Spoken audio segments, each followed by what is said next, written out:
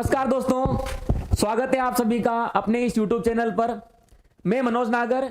आज अपन बात करते हैं केमिस्ट्री के कुछ इंपॉर्टेंट क्वेश्चंस की, जो दोस्तों पिछले एग्जामों में क्वेश्चन आए हुए हैं। कुछ क्वेश्चन ऐसे हैं दोस्तों जो देखने पर अपने को लगता है कि सर हम इसका आंसर तो हम पढ़ते ही दे सकते हैं, किंतु जब अपन इसके ऑप्शन पढ़ते हैं तो दोस्तों ऑप्शन देखते हैं पहले हमारा थोड़ा कंफ्यूजन पैदा हो जाता है कि यार ये क्वेश्चन तो मेरे से गलत हो गया, ये तो मेरे को आता था। दरअसल दोस्तों कुछ क्वेश्चनों के ऑप्शन हमारे को कंफ्यूज करने के लिए ही दिए जाते हैं। तो आज अपन उन्हीं क्वेश्चनों के डाउट दूर करेंगे। आज अपन बात करते हैं कि क्वेश्चन किस तरीके से आते हैं और किस तरीके से सोल्व किए जाते हैं। बिल्कुल, नमस्कार नमस्कार। प्रियंका जुड़ गए, दुर्गालाल जुड़ गए, लोकेश, शुभम गुजर, राधे राधे शुभम जी, देशराज गुजर, बिल्कुल बिल्कुल, गुड इवनिंग गुड इवनिंग। चलिए दोस्तों, तो अगर आपने वीडियो को लाइक नहीं किया है तो वीडियो को लाइक करें दोस्तों, शेयर करें। यदि आपने चैनल को सब्सक्राइबर नहीं किया है तो चैनल को सब्सक्राइब करें और सब्सक्राइबर के साइड में घंटी वाला बटन दबाना न भूले। तो अगर लाइक नहीं किया है तो यूं कर दें। कैसे करना है दोस्तों? यूं। तो चलिए शुरू करते हैं दोस्तों। सबसे पहले प्रश्न की तरफ बढ़ते हैं दोस्तों, और सबसे पहला प्रश्न अपने सामने यह रहा कि एक कक्षक में गतिज ऊर्जा का परिमाण किसके बराबर होगा। देखिए दोस्तों, सबसे पहले हमारे से सवाल पूछा गया है दोस्तों, गतिज ऊर्जा का परिमाण किसके बराबर होगा। तो सबसे पहले दोस्तों एक शब्द हमारे थोड़ा सा डाउट कर सकता है कि सर ये परिमाण शब्द कहां से बीच में आ गया। तो दोस्तों दो शब्द साइंस में सुनने को मिलेगा। एक नाम तो आएगा परिमाण का और एक नाम आएगा परिणाम का। क्या शब्द आएगा दोस्तों? एक नाम तो आएगा परिमाण का और एक नाम आएगा परिणाम का। दोनों शब्दों में यदि दोस्तों आपने ध्यान नहीं दिया तो दोनों शब्द आपके गड़बड़ करा देंगे, जबकि दोनों में नाम मात्र का डिफरेंस है दोस्तों, और आप समझ सकते हैं बिल्कुल शॉर्ट तरीके से। और आप कैसे समझेंगे, तो चलिए शुरू करते हैं। यदि आपसे कोई पूछे कि बच्चे तेरे 10th में कितनी परसेंट बनी, तेरे 10th में कितनी परसेंट बनी, तो अपन सामने वाले को जवाब देते हैं दोस्तों कि मेरे 60% बनी। कोई बोलता है सर 70% बनी, कोई बोलता है सर 80% बनी, कोई बोलता है सर 90% बनी, और कोरोना था सर मजे ले गए और मजे में कितनी बन गई? 100% बन गई। यही बोलते हैं दोस्तों।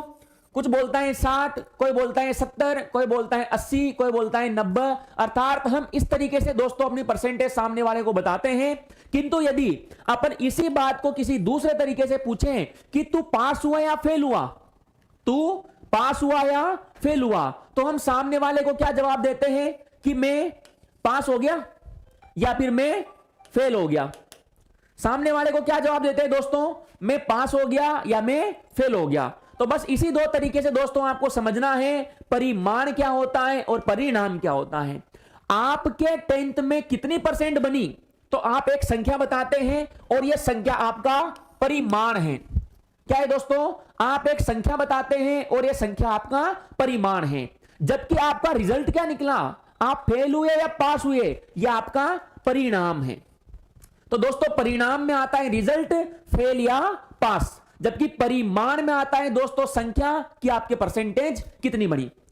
तो दोस्तों आप समझ में आ गया आपके दोस्तों कि परिमाण और परिणाम दोनों में क्या डिफरेंस है दोस्तों। और अपने यहां पर क्या शब्द दिया गया है? परिमाण शब्द दिया गया है। तो हम परिमाण की बात करते हैं दोस्तों कि परिमाण आपको कैसे प्राप्त होगा। तो यदि दोस्तों हम गतिज ऊर्जा की बात करें तो गतिज ऊर्जा को हम एक सूत्र के माध्यम से दर्शाते हैं, और गतिज ऊर्जा का सूत्र होता है दोस्तों 1/2 mv²। गतिज ऊर्जा का क्या सूत्र होता है दोस्तों?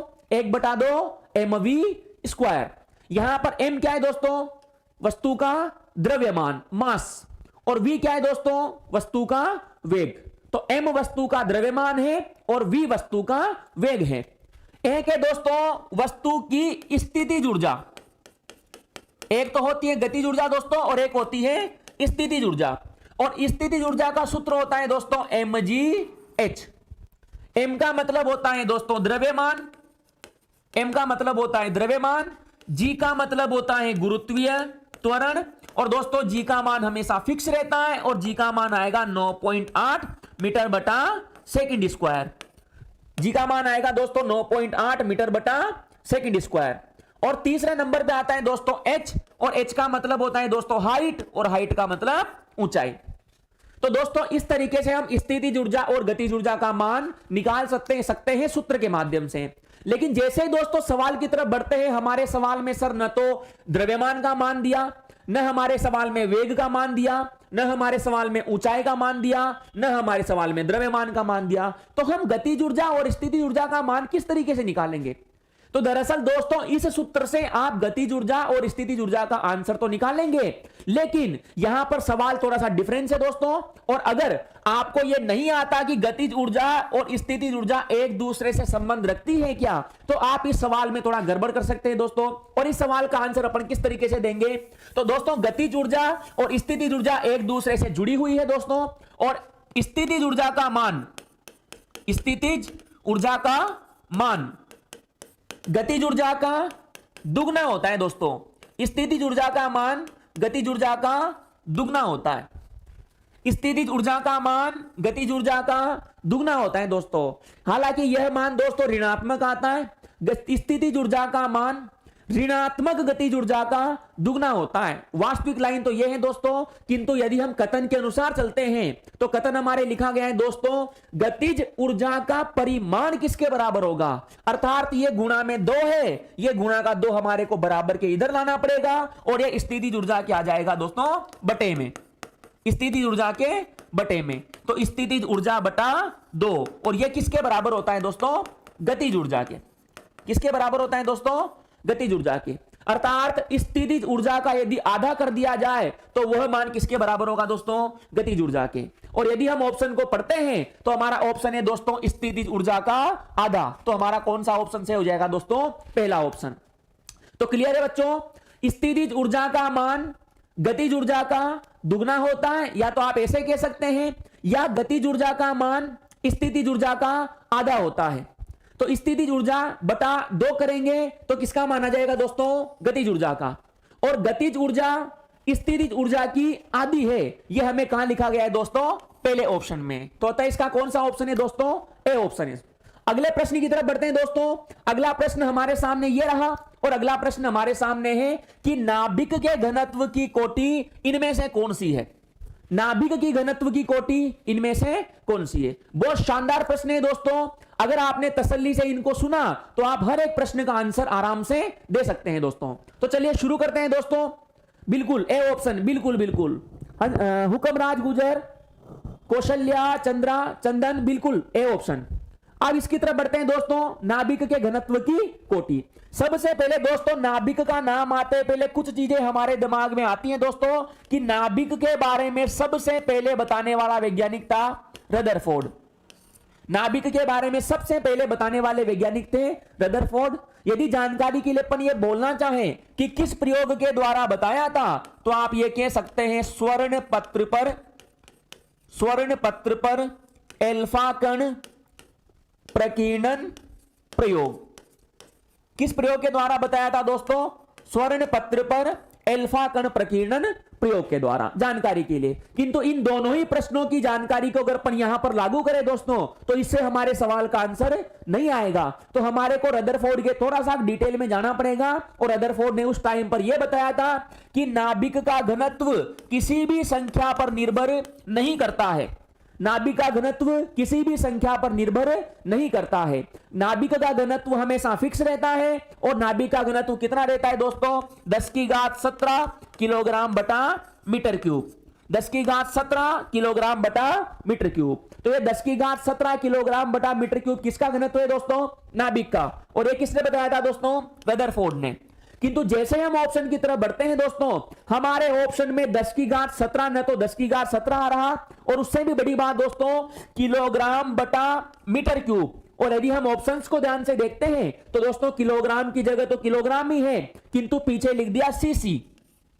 यहां पर सीसी दोस्तों इंजन नहीं है, यहां पर सीसी का अर्थ होता है सेंटीमीटर क्यूब। सीसी का अर्थ होता है दोस्तों सेंटीमीटर क्यूब। और अर्थात हमारे को मीटर को सेंटीमीटर में बदलना पड़ेगा दोस्तों। और इसमें सबसे बड़ी गलती अपने से क्या होगी दोस्तों? हम ये भूल जाएंगे कि हमारे को मीटर सेंटीमीटर में चेंज तो करना है, किंतु हमें ये याद नहीं रहेगा कि हमारे को मीटर कितनी बार लिखना है। क्योंकि यहां पर दोस्तों मीटर का क्यूब है, अर्थात इसे जानकारी के लिए लिखना चाहें तो 10⁻17 किलोग्राम बटा मीटर इंटू मीटर के रूप में भी लिख सकते हैं। तो दोस्तों 10 की घात 17 किलोग्राम बटा मीटर इंटू मीटर। यहां से समझना थोड़ा सा आसान हो जाएगा दोस्तों। और हमारे को मीटर को किस में चेंज करना है? सेंटीमीटर में। और जब हम मीटर को सेंटीमीटर में चेंज करते हैं दोस्तों, तो 1 मीटर बराबर 100 सेंटीमीटर, 1 मीटर बराबर 100 सेंटीमीटर होता है दोस्तों। तो यह मीटर भी हो जाएगा दोस्तों 100 सेंटीमीटर के, यह मीटर भी हो जाएगा दोस्तों 100 सेंटीमीटर के, और यह मीटर भी हो जाएगा 100 सेंटीमीटर के। अर्थात 10 की घात 17 किलोग्राम बटा 100 centimetre into 100 centimetre into 100 centimetre. क्या हो गया दोस्तों? 10 की घात 17 किलोग्राम बटा 100 centimetre into 100 centimetre into 100 centimetre. Sir metre 3 बार आ रहा था तो हमारे को सेंटीमीटर भी 3 बार लिखना पड़ा। यदि मीटर 2 बार आ रहा होता तो हम 2 बार लिखते, और 1 बार आ रहा होता तो 1 बार लिखते। किंतु जैसे दोस्तों हम इसको देखते हैं, अब यहां पर आते पहले दोस्तों हमारे को थोड़ी सी मेहनत और करनी है, और यहां पर आपको केमिस्ट्री की जगह गणित काम में लेनी है। और गणित का नियम क्या कहता है दोस्तों? 100 इंटू 100 इंटू 100। अर्थात दोस्तों 10 की घात 17 किलोग्राम बटा 10 की घात 6 सेंटीमीटर क्यूब। क्योंकि दोस्तों सेंटीमीटर और सेंटीमीटर गुणा होगा तो यह सेंटीमीटर क्यूब बन जाएगा। 10 की घात 6 दोस्तों नीचे से ऊपर जाएगी तो माइनस की बढ़ जाएगी, और 10 की घात 17 माइनस 6 हो जाएगा दोस्तों। और आंसर कितना आ जाएगा? 10 की घात 11 10 की घात 11 किलोग्राम बटा सेंटीमीटर क्यूब। हमारा आंसर क्या आ जाएगा दोस्तों? 10 की घात 11 किलोग्राम बटा सेंटीमीटर क्यूब। और कौन सा ऑप्शन हो जाएगा दोस्तों? D option. 10 की घात 11 किलोग्राम बटा सेंटीमीटर क्यूब। और हमारा कौन सा ऑप्शन हो जाएगा दोस्तों? 10 की घात 11 किलोग्राम बटा सेंटीमीटर क्यूब, अर्थात डी ऑप्शन। जानकारी के लिए दोस्तों थोड़ा सा और आगे बढ़े अगर अपन, तो 10 की घात 11 किलोग्राम बटा सेंटीमीटर को यदि हम 10 की घात 11 किलोग्राम बटा सेंटीमीटर क्यूब न लिख करके और किस तरीके से लिखा जा सकता है? तो क्या दोस्तों हम किलोग्राम को भी चेंज कर सकते हैं क्या? तो यदि सर हमारे इस प्रकार का प्रश्न नहीं आकर के यदि यहां पर किलोग्राम की जगह ग्राम दे दिया जाता तो प्रश्न किस तरीके से हो जाता दोस्तों? तो 10 की घात 11 1 किलोग्राम का अर्थ होता है दोस्तों 1000 ग्राम। 1 किलोग्राम का अर्थ होता है दोस्तों 1000 ग्राम, और 1000 का अर्थ होता है दोस्तों 10 की घात 3। 10 की घात 11 ऑलरेडी है और इसमें 10 की घात 3 और जुड़ेगा तो यह हो जाएगा दोस्तों 10 की घात 14 ग्राम बटा सेंटीमीटर क्यूब। तो एक नई जानकारी सर यहां से और निकल करके आई है, 10 की घात 14 ग्राम बटा सेंटीमीटर क्यूब यह भी बोला जा सकता है, और 10 की घात 11 किलोग्राम बटा सेंटीमीटर क्यूब यह भी बोला जा सकता है। अरे आप सब लोगों को समझ में आ रहा है? बोलिए। पर मुझे पता है आप कहां से बोलेंगे, क्योंकि अपन यहां पर खड़े हुए हैं और आप वहां पर बैठे हुए हैं। तो बहुत जल्दी मिलने वाले हैं दोस्तों। किंतु जहां तक अपन इस प्रश्नों को सोल्व करते हैं कि किस तरीके से प्रश्न हमारे पेपर में आते हैं और किस तरीके से हमारे को उनके आंसर देने होते हैं। अगले प्रश्न की तरफ बढ़ते हैं दोस्तों, और अगला गर्मागर्म प्रश्न अपने सामने ये रहा। और अगला प्रश्न है दोस्तों, न्यूट्रॉन की खोज बहुत देर से हुई, क्यों हुई? बहुत शानदार प्रश्न है दोस्तों। न्यूट्रॉन की खोज बहुत देर से हुई, क्यों हुई? ऐसा किसके कारण हुआ? तो चलिए बात करते हैं दोस्तों, न्यूट्रॉन की खोज बहुत देर से क्यों हुई। चलिए भैया बताते हैं अपन इसके बारे में, और शुरू करते हैं दोस्तों कि न्यूट्रॉन की खोज देर से क्यों हुई। तो इसके बारे में बात करने के लिए दोस्तों हमारे को न्यूट्रॉन की थोड़ी जानकारी पता होना चाहिए। और न्यूट्रॉन के बारे में सर हमें बोला जाता है कि न्यूट्रॉन के बारे में सबसे पहले बताने वाले वैज्ञानिक थे जेम्स चैडविक। न्यूट्रॉन के बारे में सबसे पहले बताने वाले वैज्ञानिक थे जेम्स चैडविक। अर्थात न्यूट्रॉन की खोज किस वैज्ञानिक ने की? न्यूट्रॉन के बारे में सर्वप्रथम किसने बताया? न्यूट्रॉन की खोज के लिए पुरस्कार किसे दिया गया? हर प्रश्न का आंसर क्या हो जाएगा दोस्तों? James Chadwick. दूसरी जानकारी दोस्तों हमें यह भी आती है कि न्यूट्रॉन परमाणु के अंदर मिलने वाला, परमाणु के अंदर मिलने वाला, परमाणु के अंदर मिलने वाला सबसे भारी मूल कण है। न्यूट्रॉन परमाणु के अंदर मिलने वाला सबसे भारी मूल कण है। और जानकारी लेना चाहें दोस्तों, न्यूट्रॉन को किसके द्वारा लिखा जाता है? N0 के द्वारा। और न्यूट्रॉन के ऊपर कोई आवेश नहीं होता, न्यूट्रॉन के ऊपर कोई आवेश नहीं होता। अतः हम इसे क्या भी कह सकते हैं दोस्तों? उदासीन भी कह सकते हैं। क्या भी कह सकते हैं दोस्तों, उदासीन भी बोल सकते हैं। तो न्यूट्रॉन की खोज किसने की? जेम्स चैडविक ने। न्यूट्रॉन परमाणु के अंदर मिलने वाला सबसे भारी कण है। न्यूट्रॉन के ऊपर कोई आवेश नहीं होता, अतः इसे उदासीन भी बोला जाता है। और न्यूट्रॉन को किसके द्वारा लिखा जाता है दोस्तों? N0 के द्वारा। बिल्कुल सी ऑप्शन सही है, बिल्कुल। तो न्यूट्रॉन के बारे में बात करते हैं दोस्तों। पहला ऑप्शन हमारे सामने दिया गया है कि न्यूट्रॉन नाभिक में रहते हैं। तो दोस्तों नाभिक में रहने से खोज का कोई लेना देना नहीं है, और उल्टा ये तो अपने फायदे की बात हुई, क्योंकि यदि न्यूट्रॉन नाभिक के अंदर होगा तो खोज करने में थोड़ी आसानी होगी। तो ये हमारे कोई प्रश्न का आंसर नहीं हुआ। अगला ऑप्शन है दोस्तों, न्यूट्रॉन अत्यधिक अस्थायी कण है। दोस्तों न्यूट्रॉन अस्थायी कण है, यह कुछ हद तक ठीक है, किंतु न्यूट्रॉन अत्यधिक अस्थायी है, यह बिल्कुल गलत है। न्यूट्रॉन अत्यधिक अस्थायी नहीं है।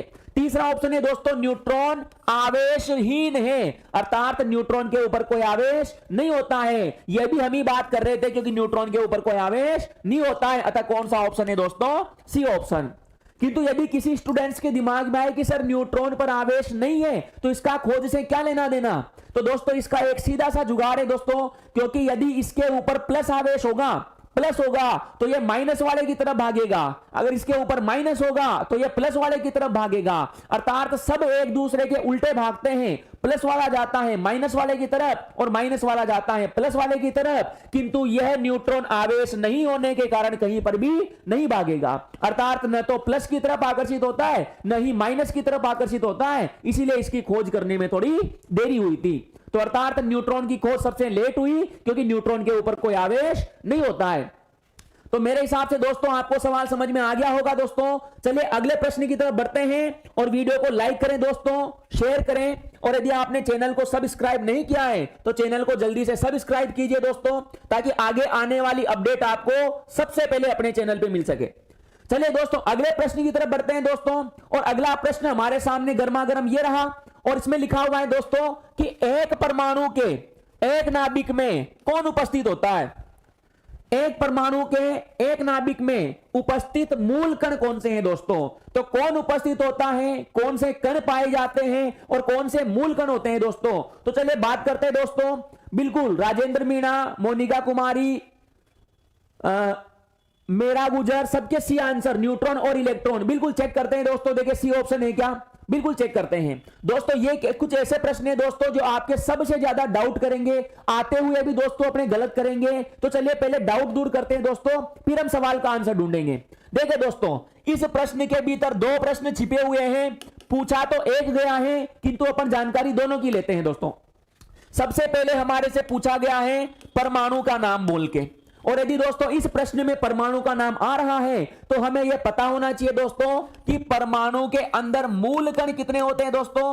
तो परमाणु के अंदर मूल कण होते हैं 3, और 3 मूल कण कौन से हैं दोस्तों? एक नाम आता है इलेक्ट्रॉन का, जिसे लिखा जाता है E- से, एक नाम आता है प्रोटॉन का, जिसे लिखा जाता है P+ से, और एक नाम आता है न्यूट्रॉन का, जिसे लिखा जाता है N0 से। अर्थात परमाणु के अंदर मिलने वाले 3 मूल कण कौन से हैं दोस्तों? तो एक नाम आता है इलेक्ट्रॉन का, एक नाम आता है प्रोटॉन का, और एक नाम आता है न्यूट्रॉन का। तो ये तीनों तो दोस्तों परमाणु के अंदर पाए जाते हैं। यदि हमारे प्रश्न में नाभिक नहीं आता तब हमारा आंसर बन जाता इलेक्ट्रॉन, प्रोटॉन तथा न्यूट्रॉन। किंतु दोस्तों यहां पर परमाणु के साथ एक नाम और दिया गया है दोस्तों नाभिक का, और परमाणु में 3 कण मिलते हैं दोस्तों, नाभिक में 3 नहीं पाए जाते। नाभिक के अंदर दो कण पाए जाते हैं दोस्तों, और वो 2 कण कौन से हैं दोस्तों? तो नाभिक के भीतर पाए जाने वाले कण हैं दोस्तों प्रोटॉन और न्यूट्रॉन। नाभिक के अंदर पाए जाने वाले कण हैं दोस्तों प्रोटॉन और न्यूट्रॉन। परमाणु के अंदर मिलने वाले कण हैं दोस्तों इलेक्ट्रॉन, प्रोटॉन, न्यूट्रॉन, जबकि नाभिक के अंदर पाए जाने वाले कण हैं दोस्तों प्रोटॉन और न्यूट्रॉन। और हमारे से दोस्तों परमाणु का नहीं पूछा, हमारे से किसका पूछा है? नाभिक का। तो परमाणु के अंदर ही नाभिक होता है दोस्तों, परमाणु होता है बड़ा दोस्तों, और परमाणु के अंदर होता है नाभिक, और नाभिक में दोस्तों बैठा हुआ है प्रोटॉन और न्यूट्रॉन। तो दोस्तों कौन सा ऑप्शन हो जाएगा दोस्तों? तो हमारा बी ऑप्शन हो जाएगा दोस्तों। बी ऑप्शन में लिखा गया है न्यूट्रॉन और प्रोटॉन। यदि दोस्तों हमारे प्रश्न में नाभिक नहीं आता तो हमारा ऑप्शन होता दोस्तों न्यूट्रॉन, प्रोटॉन और इलेक्ट्रॉन। किंतु यदि दोस्तों अगर अपन इस प्रश्न का ऑप्शन ये लगाते हैं तो ये गलत हो जाएगा दोस्तों, क्योंकि हमारे ऑप्शन में हमारे प्रश्न में किसका नाम दे रखा है दोस्तों, नाभिक का, और नाभिक की वजह से हमारा ऑप्शन हो जाएगा दोस्तों बी ऑप्शन, ब ऑप्शन, क्योंकि नाभिक के अंदर पाया जाता है दोस्तों प्रोटॉन और न्यूट्रॉन। ये आपका परमाणु है, परमाणु के भीतर ये नाभिक है और नाभिक के भीतर ये प्रोटॉन और न्यूट्रॉन है, और इलेक्ट्रॉन यहां पर चारों ओर चक्कर लगा रहा है, इलेक्ट्रॉन यहां पर चारों ओर चक्कर लगा रहा है। तो मेरे हिसाब से दोस्तों अब आपको बात समझ में आ गई होगी दोस्तों, और आपको लग रहा होगा कि सर इतना सीधा प्रश्न है और ये किस प्रकार हमारे से गलती करवाता है। चलिए दोस्तों, क्योंकि एग्जाम में आए हुए प्रश्न हैं दोस्तों, और कुछ इसी प्रकार के प्रश्न होते हैं दोस्तों जो आते हुए भी हमारे से गलत हो जाते हैं, क्योंकि दोस्तों हम प्रश्न को पूरे ध्यान से नहीं पढ़ पाते और हमारे को एक ऑप्शन मिलते पहले हम उसी को टिक लगा करके आगे बढ़ जाते हैं और बाकी के हम 3 ऑप्शनों को ध्यान से देखते ही नहीं है। और यदि आपने दोस्तों प्रश्न को ध्यान से नहीं पढ़ा तो दोस्तों कंफर्म होगा आपके गलत। क्यों? क्योंकि यदि आप ध्यान से नहीं पढ़ेंगे तो जाहिर सी बात है आप आधी अधूरी बात को देकर के आंसर देंगे, और यदि आपने साइंस में आधी अधूरी बात को देकर के आंसर दिया तो 100% आपका ऑप्शन गलत ही आएगा। इसीलिए ध्यान से पढ़ेंगे, उसके बाद ऑप्शनों को देखेंगे और उसके बाद उसके सवाल का आंसर देंगे। तो मेरे हिसाब से दोस्तों आपको बात समझ में आ गई होगी। अगले प्रश्न की तरफ बढ़ते हैं दोस्तों। अगला प्रश्न अपने सामने यह रहा दोस्तों, और इसमें पूछा गया है कि एक कार्बन में न्यूट्रॉन की संख्या कितनी है। एक कार्बन में न्यूट्रॉन की संख्या कितनी है। दोस्तों हमारे सामने प्रश्न है कार्बन में न्यूट्रॉन की संख्या कितनी है, और हमारे को 4 ऑप्शन। अभी जस्ट इसके पहले दोस्तों अपन ने बात की थी कि एक परमाणु के अंदर इलेक्ट्रॉन होता है, प्रोटॉन होता है, न्यूट्रॉन होता है। एक परमाणु के अंदर इलेक्ट्रॉन होता है, प्रोटॉन होता है और न्यूट्रॉन होता है। दोस्तों उसी परमाणु में से एक नाम आ गया आपके सी, और सी का मतलब होता है दोस्तों कार्बन। सी का मतलब होता है दोस्तों कार्बन। जिस कोयले को आप दैनिक जीवन में काम में लेते हैं दोस्तों भुट्टे सेकने के लिए, वो इसी कार्बन का परिवार का सदस्य है। तो अर्थात कोयला भी इसी कार्बन के अंदर आता है, और इस कार्बन को कहीं से लिखा जाता है दोस्तों, सी से लिखा जाता है। तो चलिए प्रश्न की तरफ बढ़ते हैं दोस्तों। सर न्यूट्रॉन की संख्या हमारे से पूछी गई है दोस्तों, किंतु एक्स्ट्रा में हम न्यूट्रॉन के साथ साथ इलेक्ट्रॉन और प्रोटॉन की भी जानकारी लेंगे, क्योंकि जस्ट अभी बोल करके छोड़ के आए थे दोस्तों कि परमाणु में इलेक्ट्रॉन, प्रोटॉन और न्यूट्रॉन तीनों ही मिलते हैं दोस्तों। तो चलिए शुरू करते हैं। अच्छा, कार्बन में यहां पर 12 नंबर आपको ऑलरेडी प्रश्न में दिया गया है, जबकि इसके अलावा आपको 1 नंबर की और आवश्यकता पड़ेगी दोस्तों, और वो पड़ेगी यहां पर। और यह आपको आना चाहिए कार्बन के यहां पर कितना होता है दोस्तों, 6 होता है। 6 नंबर पे क्या आता है दोस्तों, कार्बन आता है। यह सेम उसी तरीके से दोस्तों जिस प्रकार हमारे आधार कार्ड नंबर होते हैं दोस्तों, जिस प्रकार हमारा आधार कार्ड नंबर होता है उसी प्रकार ये कार्बन का परमाणु क्रमांक होता है दोस्तों। इस 6 नंबर को परमाणु क्रमांक कहते हैं। जिस प्रकार हमारा आधार कार्ड के नंबर बदल नहीं सकते, उसी प्रकार कार्बन के परमाणु क्रमांक क्या दुनिया के किसी भी तत्व का परमाणु क्रमांक नहीं बदल सकता।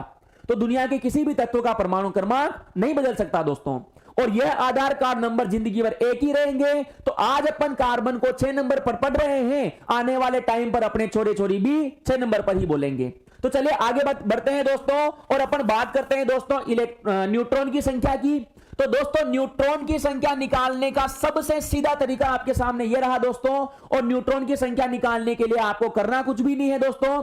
इस वाले प्रश्न में जो आपको 2 नंबर दिखाए में आ रहे हैं, अरे सबको दिख रहा है, 2 नंबर आपको जो दिखाए में आ रहे हैं उसमें ऊपर वाले में से नीचे वाले को माइनस करना है।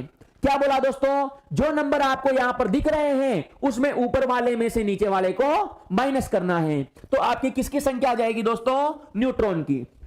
और ऊपर वाले में से नीचे वाले को माइनस करेंगे दोस्तों, तो 12 में से 6 माइनस किया तो 6, 12 में से 6 माइनस किया तो 6। तो आपके न्यूट्रॉन की संख्या कितनी आएगी दोस्तों, 6। और कौन सा ऑप्शन हो गया दोस्तों, ए ऑप्शन हो गया, अ ऑप्शन हो गया दोस्तों।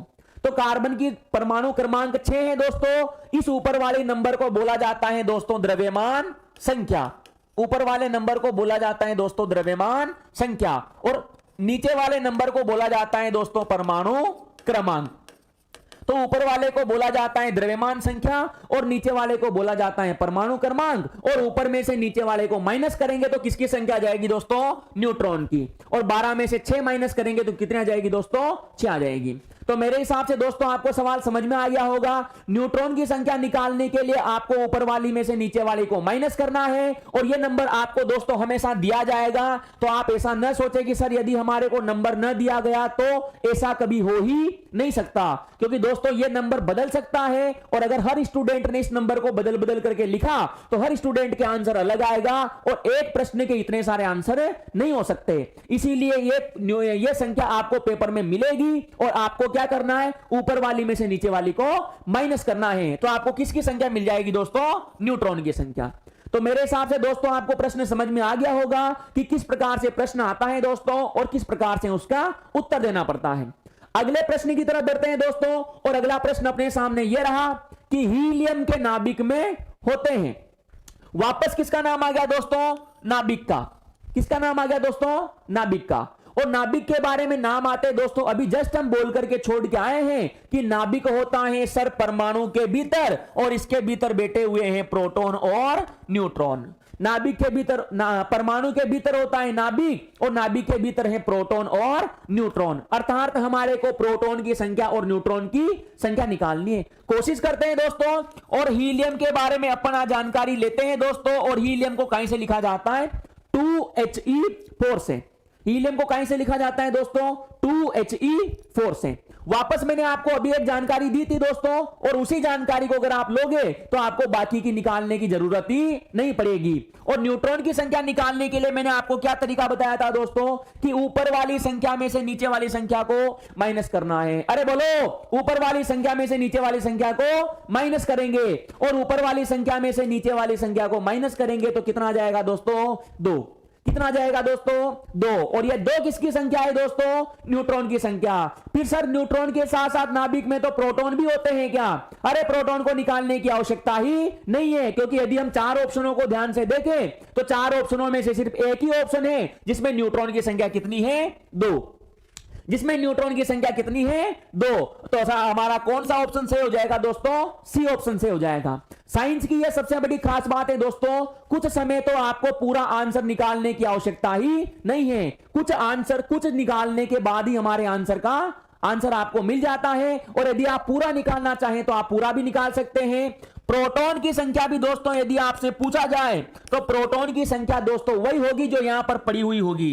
प्रोटॉन की संख्या वही होगी दोस्तों जो नीचे की साइड पर पड़ी हुई होगी। तो इसमें प्रोटॉन की संख्या कितनी आ जाएगी दोस्तों, 2 आ जाएगी। क्या हमारे 2 न्यूट्रॉन के साथ दोस्तों 2 प्रोटॉन भी आ रहे हैं क्या? इसीलिए हमारा कौन सा ऑप्शन सही है दोस्तों, सी ऑप्शन। किंतु इस प्रश्न का आंसर हमने बिना प्रोटॉन की संख्या निकाले भी दे दिया था सर, क्योंकि हमारे को 4 ऑप्शनों में से सिर्फ एक ही ऑप्शन था जिसमें न्यूट्रॉन की संख्या कितनी थी दोस्तों, 2 थी। यदि दोस्तों इसके अपन बात करें पिछले वाले सवाल की, कि इस वाले सवाल में तो सर न्यूट्रॉन की संख्या पूछी थी, यदि न्यूट्रॉन के साथ साथ हमारे से प्रोटॉन की संख्या भी पूछता तो कितना लिखते दोस्तों।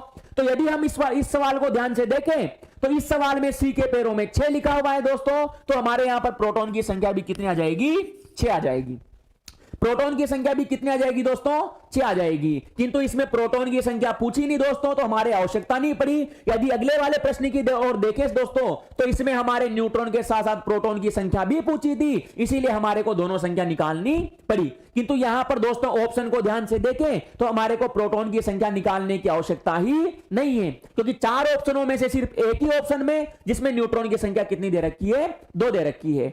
तो दोस्तों आपके सवाल समझ में आ गया होगा कि किस प्रकार मजे से सवालों को सोल्व करते हैं दोस्तों। अब चलते हैं अगले प्रश्न की ओर।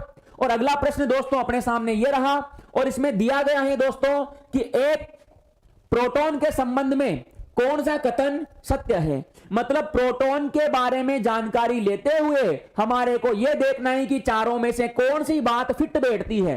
तो उसी प्रकार से हम आंसर देंगे दोस्तों। तो जल्दी से हम ऑप्शनों की तरफ ध्यान से देखते हैं दोस्तों। तो पहला ऑप्शन हमारे सामने यह रहा दोस्तों कि प्रोटॉन ड्यूटेरियम का नाभिक है।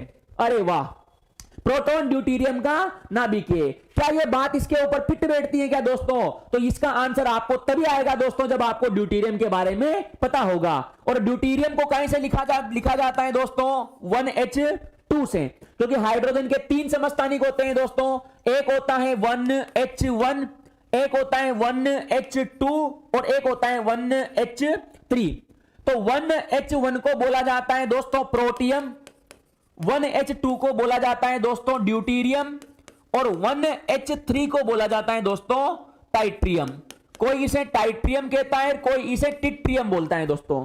तो 1H1 को प्रोटियम, 1H2 को ड्यूटीरियम और 1H3 को टाइट्रियम बोलते हैं दोस्तों। तो यहां पर हमारे पूछा गया है ड्यूटीरियम का नाभिक प्रोटॉन है क्या, तो हमारे को ये निकालना पड़ेगा दोस्तों, और वापस वही तरीका काम में लेंगे दोस्तों कि प्रोटॉन की संख्या कैसे निकालते हैं। तो जो यहां पर पड़ा हुआ है वही किसकी संख्या है दोस्तों, प्रोटॉन की। और प्रोटॉन की संख्या कितनी हो जाएगी दोस्तों, 1। प्रोटॉन की संख्या कितनी हो जाएगी दोस्तों, 1। किंतु दोस्तों न्यूट्रॉन की संख्या भी निकालनी पड़ेगी क्या। यदि न्यूट्रॉन की संख्या नहीं आई, मतलब 0 आई, तो ही यह कथन सही है, अन्यथा यह कथन गलत है।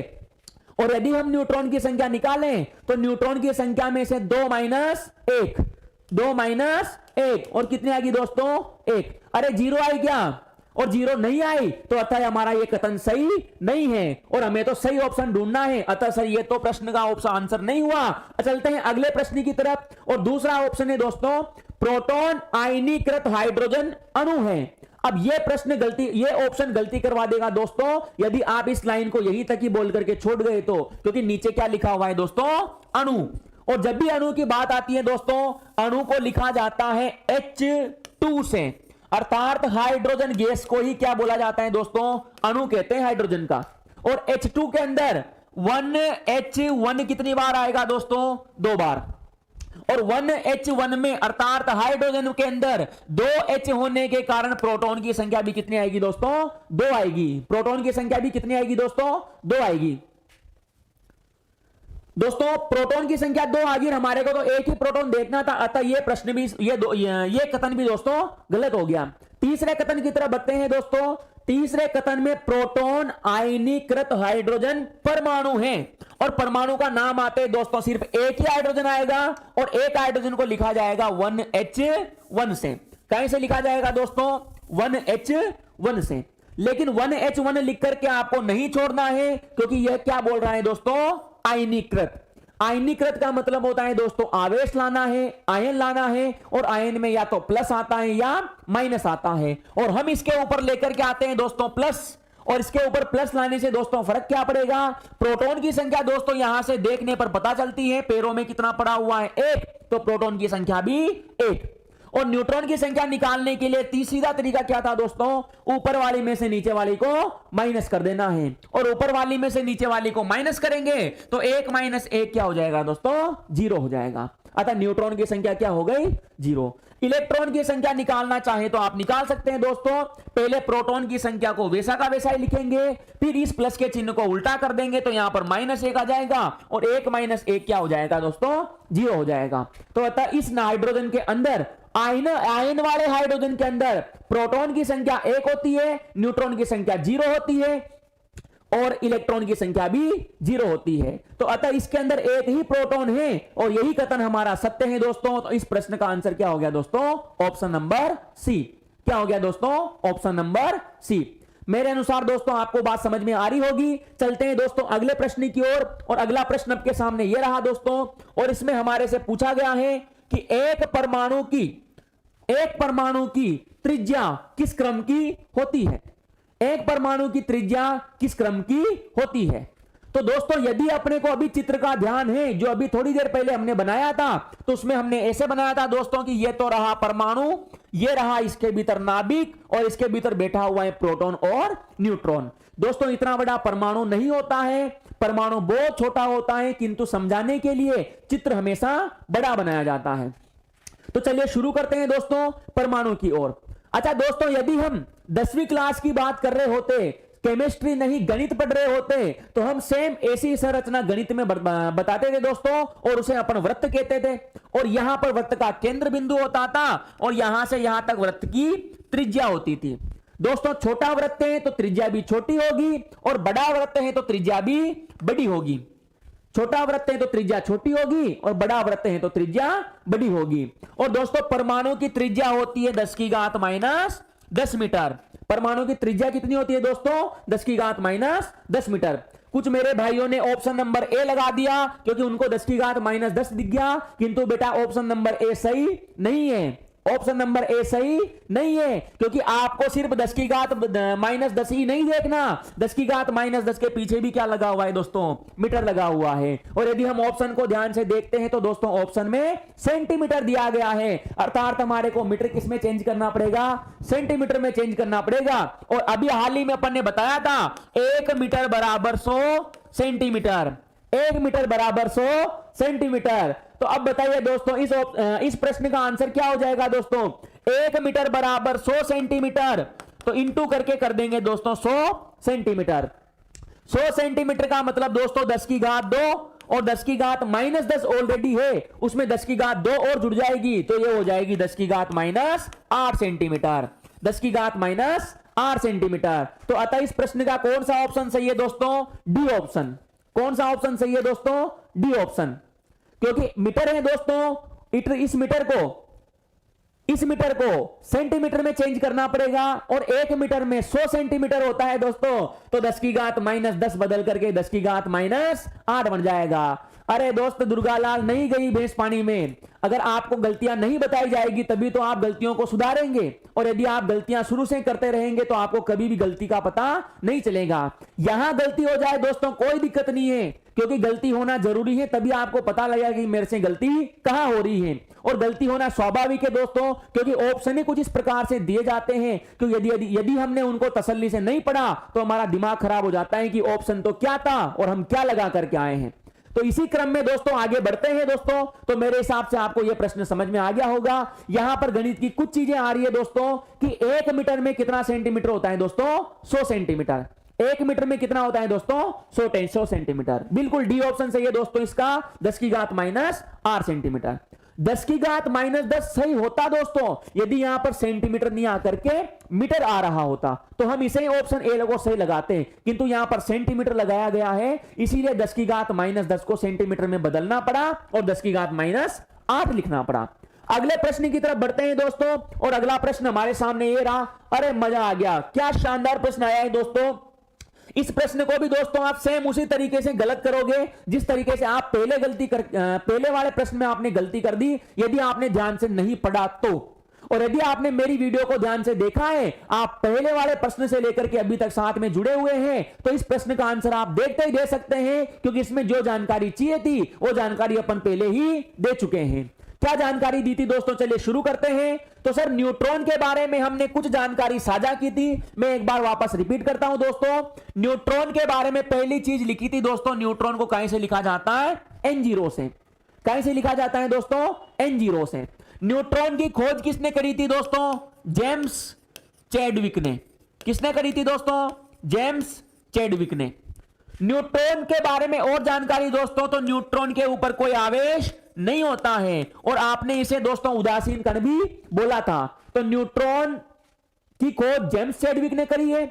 न्यूट्रॉन के ऊपर कोई आवेश नहीं है, न्यूट्रॉन को N0 से लिखा जाता है। और चौथी चीज, न्यूट्रॉन सबसे भारी कण है जो परमाणु के भीतर पाया जाता है। न्यूट्रॉन परमाणु में मिलने वाले सबसे भारी कणों की लिस्ट में सबसे ऊपर निकल करके आता है दोस्तों। बिल्कुल, कुछ बच्चों का ऑप्शन आ रहा है सी, कुछ का आ रहा है डी, चलिए चेक करते हैं। कुछ का आ रहा है कौशल्य का आ रहा है बी, बिल्कुल वेरी गुड। इसका आंसर क्या आ जाएगा दोस्तों, ऑप्शन नंबर बी। किस प्रकार से ऑप्शन नंबर बी आएगा दोस्तों, चलिए चेक करते हैं। अब की बार सही करने की जगह दोस्तों आप ये ढूंढिए कि कौन कौन से गलत हैं, तो सही वाला ऑटोमेटिक ही बच जाएगा और हमारी कम मेहनत में ही हमारा आंसर जल्दी आ जाएगा। क्योंकि दोस्तों हमारे यहां पर लिखा हुआ है ऑप्शन नंबर ए में 1 इकाई आवेश, अर्थात आवेश है। ऑप्शन नंबर 4 में भी लिखा हुआ है -1 इकाई आवेश, मतलब आवेश है, जबकि अपने अनुसार आवेश ही नहीं होता, अर्थात ऑप्शन नंबर ए और ऑप्शन नंबर डी तो ऑलरेडी ही गलत हो गया दोस्तों। माइनस आवेश और प्लस आवेश होता है, ऑप्शन कह रहा है, किंतु हम कह रहे हैं कि न्यूट्रॉन के ऊपर आवेश ही नहीं होता, तो अतः हमारा ए और डी ऑप्शन गलत हो गया दोस्तों। तो बचे सिर्फ 2 ऑप्शन, ऑप्शन बी और ऑप्शन सी। और ऑप्शन बी और ऑप्शन सी में कौन सा सही है दोस्तों, तो यदि सी ऑप्शन को अगर आप ध्यान से पढ़ेंगे तो कोई आवेश नहीं, बिल्कुल सही बात है दोस्तों, कोई आवेश नहीं होता है, किंतु आगे कह रहा है दोस्तों कोई द्रव्यमान नहीं। अब सीधी सी गांव की भाषा में बोलना चाहें तो दोस्तों यदि द्रव्यमान नहीं होता तो उसे भारी कैसे कह देते दोस्तों, और यदि भारी है तो इसका मतलब वजन तो है। अगर भारी है तो वजन तो है, अर्थात ये कह रहा है कि कोई द्रव्यमान नहीं है, तो भाई साहब गलत कह रहे हैं आप। इसके ऊपर कितना द्रव्यमान है? 1 इकाई द्रव्यमान है दोस्तों, तो कोई आवेश नहीं है और 1 इकाई द्रव्यमान है, तो कौन सा ऑप्शन सही हो जाएगा दोस्तों? Option number B. न्यूट्रॉन ऐसा कण है जिसके ऊपर कोई आवेश नहीं होता और परमाणु के अंदर मिलने वाला सबसे भारी कण कौन होता है दोस्तों? न्यूट्रॉन होता है। तो चलिए अगले प्रश्न की तरफ बढ़ते हैं दोस्तों। अगला प्रश्न अपने सामने यह रहा दोस्तों कि प्रोटॉन की खोज किसके द्वारा की गई थी?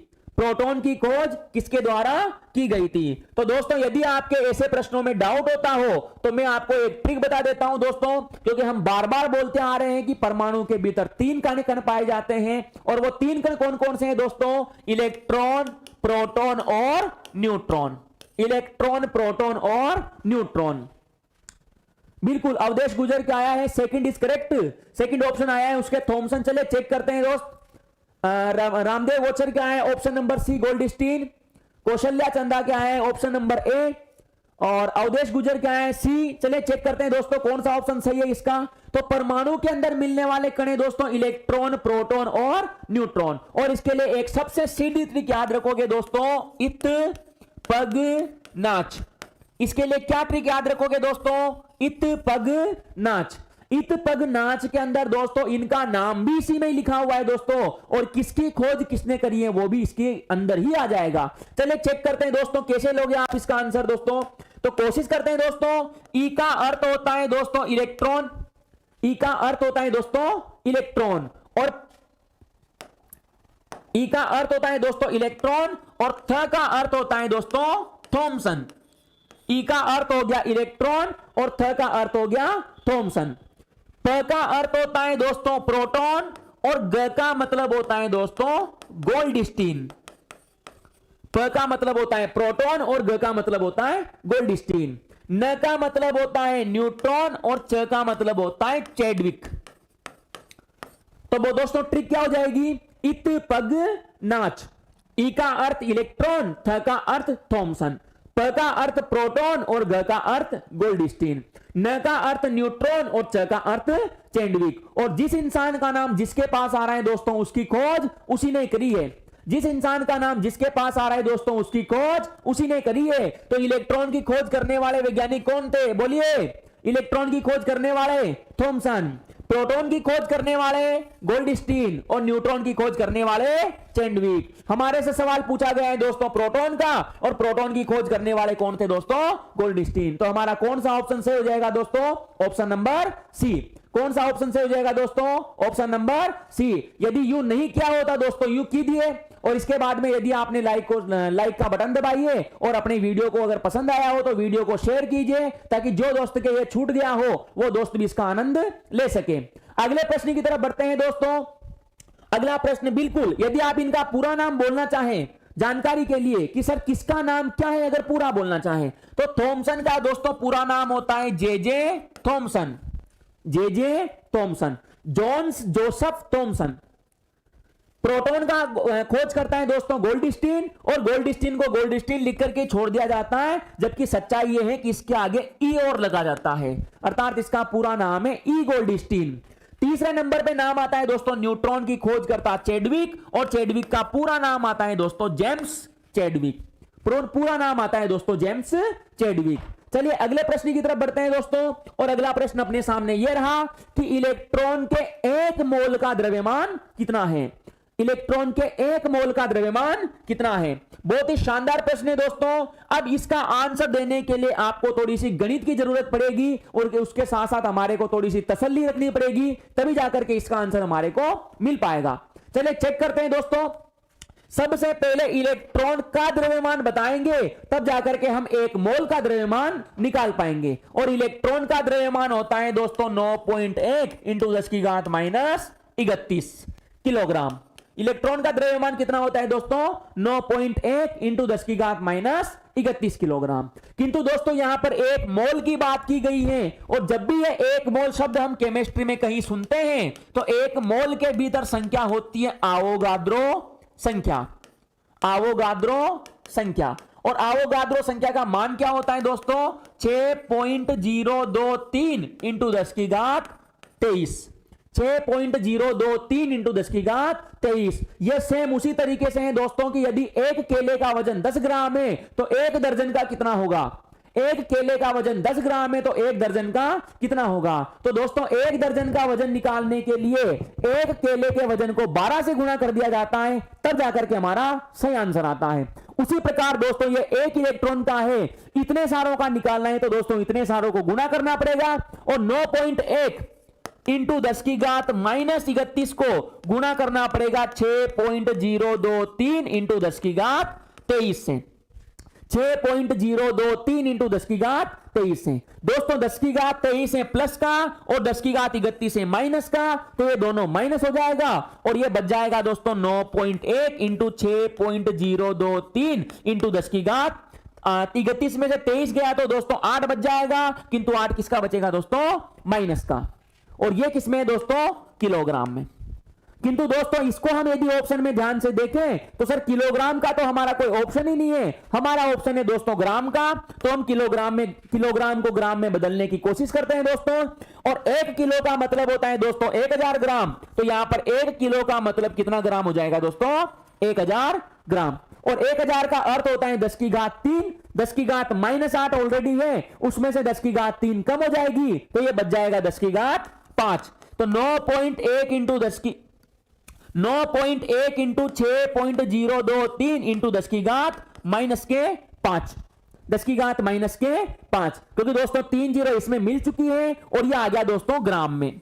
किंतु दोस्तों ग्राम में चेंज करने के बाद भी हमारी नैया लुटती नजर आ रही है, क्योंकि यदि हम ऑप्शनों को ध्यान से देखें तो ग्राम हमारे ए और डी ऑप्शन में दिया गया है और दोनों ही ऑप्शनों में 10 की घात -27 और 10 की घात -28 है। दोस्तों हम 10 की घात -27-28 के आसपास भी नहीं है, अर्थात हमारा ए ऑप्शन और हमारा डी ऑप्शन तो गलत हो गया।